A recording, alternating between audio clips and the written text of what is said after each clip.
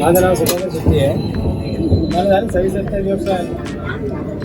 अप्पम अप्पम मसाला डोसा, मेंदूवडा, दालवडा, इडली हेच असतात. जास्त करून आमच्याकडे अप्पम म्हणजे खूप फेमस असतात. आम्ही डोंबिवलीकरांची आहे, आवड आहे त्यांना.